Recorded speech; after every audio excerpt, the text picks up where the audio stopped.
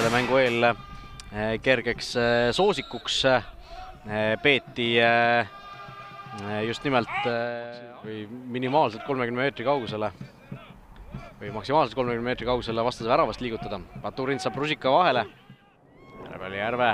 See on Senderuse koht, saab siin ühest mängest mööda, tuleb ja pall põrkab ohtlikult ja Sild puhastab sealt joone pealt. Äärele sattunud taas. Läheb kasti välja, Senderdus madal. Baturind saab käed vahele ja saab nii hästi, et ühe pärnaka seal kastis, kas oli Veensalu jälle. Nüüd tuleb ka kauglöök väljalt, aga natuke väravast mööda. Jääb ka alla. Erme. Tuleb terva pall ja on seal Nõmmel tööd Reima. Lööb peale, takerdub mängijatesse, postis käib see pall. Põder läheb, kukub ja penalti Vaprusele. Penalti Vaprusele on siit kohtuniku otsus. Ja siin tõesti ei tundunud erilist küsimust olevat. Aga kas? Kas ei olnud seal jalakond arvates tükk aega ja nüüd vaatab ka Pukk veel tükk aega.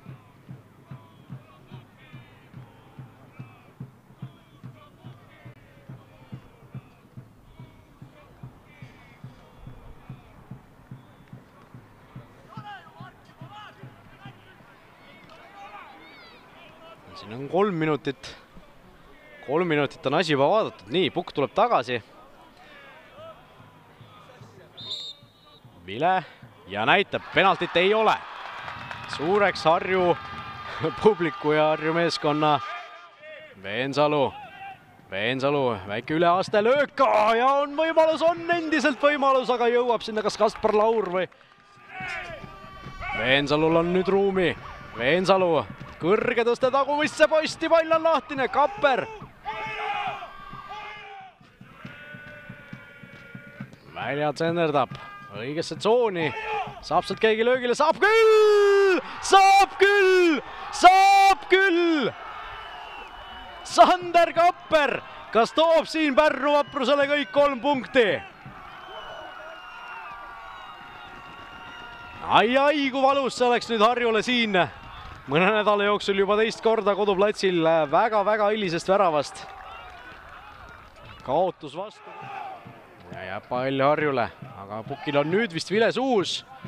Ja ongi kõik, võimas rõõmuröögatus Vapruse pingilt ja eelkõige siis Igor Prinsilt, peatreenerilt. Harju Hetkel Laagri peatreener Lauri Nuuma, täna väga valus 0-1 kaotus Pärnu Vaprusele. Mille taha täna punkt või punktid lõpuks jäid? Ma arvan, et täna Pärnu oli natukene teravam meist, et kõik need väiksemad situatsioonid, duellid ja siin Kuiva väljaku peal palju sellised stoppe mängus, et ma arvan, et nad olid natuke teravam jalaga täna ja lõppkokkuvõttes pigem väärisid. Siin oli mitu olukorda ka tegelikult, nad ju lõid seal esimesel poolel, eks ju, värava, mis võeti suluseisuga ära, siin oli penalti, mis lõpuks võeti ära. Lõpuks läks penalti otsus siin Laagri kunstsportstaadionil teie kasuks ka, et tundus sulle kohe selline olukord, mis oli liiga pehmelt antud? Ma ei kommenteeriks kohtunike nagu valikud, et ma ei ole kohtunik. Vaprus läks neist tabelis mööda 11 punkti peale, teil on 10 punkti esimesest ringist kirjas. Mis sa selle hooaja alguse kohta tervikuna ütled? Tegelikult ju start on olnud täiesti korralik, olete tabeli keskmikuna ennast nii-öelda kehtestanud isegi mingis mõttes? Hooaja algus on juba hakkab suhteline mõiste olema, et meil peaaegu 30% hooajast varsti mängitud 10 mänguga. Pigem on olnud okei, aga me liigume mängult ja täna lihtsalt ei olnud meie esitus piisavalt hea ja me siin tabelisse nagu liigselt ei ole mõtet vaadata.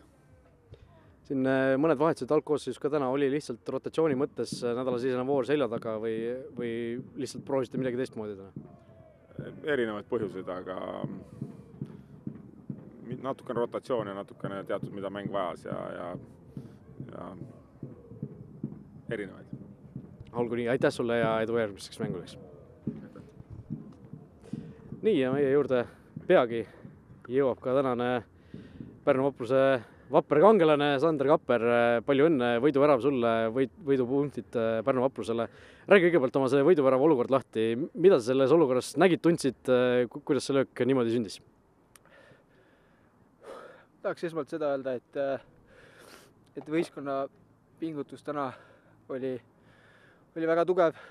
Me võitlesime, me andsime ennast parima ja mis nagu olukorra nagu eriti nagu hea meeleks teeb, on see, et ma eile nagu võistkonna ees andsin siis teada, et eile lahkus mul vanaisa siit maa pealt ja võistkond oli ülimalt toetav ja nagu ussitasid, meil oli väga oluline mäng ja ma tunnen, et me leidsime kuskilt mingid lisavarud, et veel ühtsamana nendel rasketel hetkedel koos püsida.